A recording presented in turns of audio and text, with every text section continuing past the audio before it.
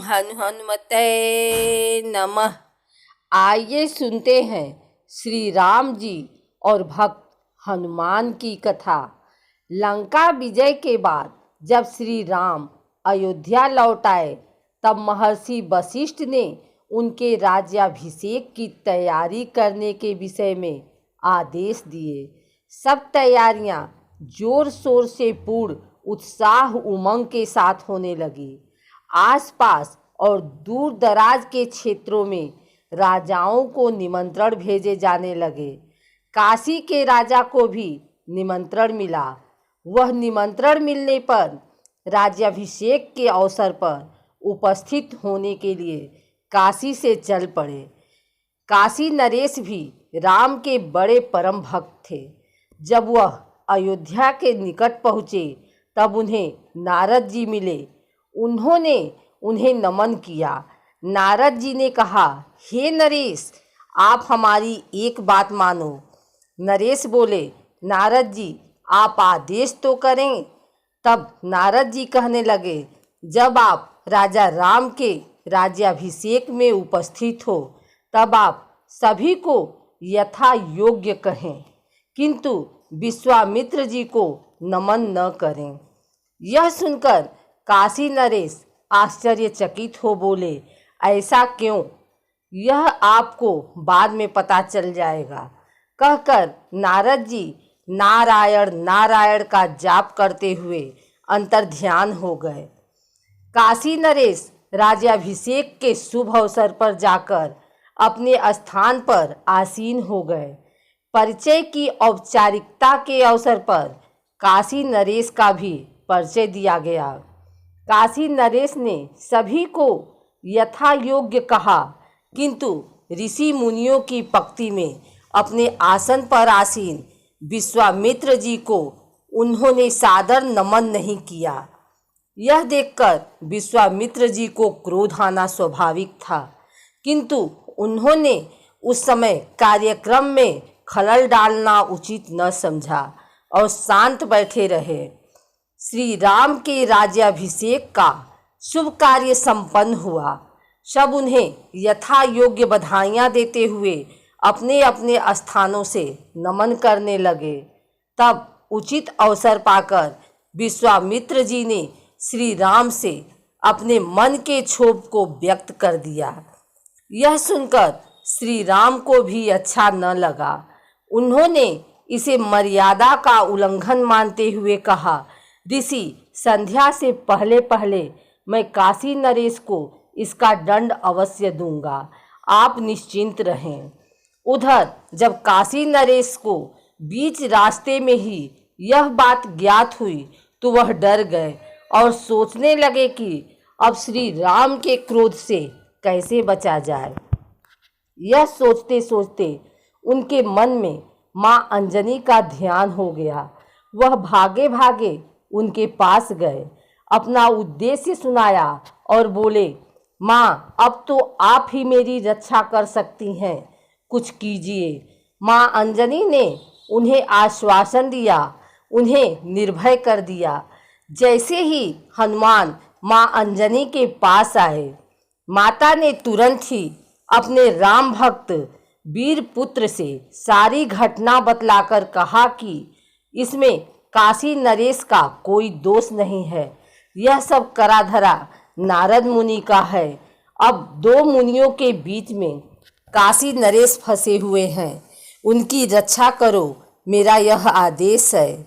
मैं काशी नरेश को अभय दान भी दे चुकी हूँ। अब हनुमान जी अपनी माता की बात कैसे टालते, सो युक्ति सोचते रहे। तब उनके मस्तिष्क में युक्ति आई। उन्होंने काशी नरेश से कहा, आप निश्चिंत होकर पवित्र नदी में जाकर राम नाम का जाप करते रहिए। काशी नरेश ने ऐसा ही किया। उधर राम क्रोध में भरे हुए काशी नरेश को खोजते खोजते उनके पास जा पहुँचे। उन्होंने काशी नरेश को नदी में राम नाम का जप करते देखा। उन्हें देखते ही क्रोध से भरे राम ने तीर संधान करके जैसे ही उनकी यह लीला समाप्त करनी चाहिए तभी हनुमान जी तीर के सामने आकर खड़े हो गए। श्री राम ने यह देखा तो बोले, हनुमान यह सब क्या है? तब हनुमान जी बोले, जो आपका नाम जप रहा है उस पर मैं कैसे तीर संधान करने दूंगा? भगवान, मैं अपने प्रभु के नाम लेने वाले की रक्षा का प्रण ले चुका हूँ। कृपया आप इन्हें क्षमा करें, इसमें इनका दोष नहीं है। ये सब करे धरे का कारण तो नारद मुनि जी हैं। जब श्री राम ने यह सुना तो काशी नरेश को क्षमा कर दिया और वीर हनुमान जी से बोले, वास्तव में हनुमान जी तुम अत्यंत बुद्धिमान हो। तब हनुमान जी बोले, प्रभु यह सब तो आप ही की प्रभुताई है। श्री राम जब रावण को सेना सहित पराजित करके सीता जी को लेकर वापस अयोध्या पहुँचे, जहाँ उनके लौटने की खुशी में एक बड़े भोज का आयोजन हुआ। बानर सेना के सभी लोग भी आमंत्रित थे, लेकिन वे सभी आखिर थे तो जंगलों में रहने वाले बानर ही न, उन्हें सामान्य सामाजिक नियमों की पहचान नहीं थी। इसलिए बानर राज सुग्रीव जी ने उन सबको खूब समझाया। उन्होंने कहा, देखो यहाँ हम मेहमान हैं और अयोध्या के लोग हमारे मेजबान। तुम सब यहाँ खूब अच्छी तरह शिष्टाचार के साथ पेश आना, जिससे कि हम बानर जाति वालों को लोग शिष्टाचार विहीन न समझें। इस बात का ध्यान विशेष रखना। सभी बानरों ने अपने राजा की बात मानी और अपने समाज का मान रखने के लिए तत्पर हुए।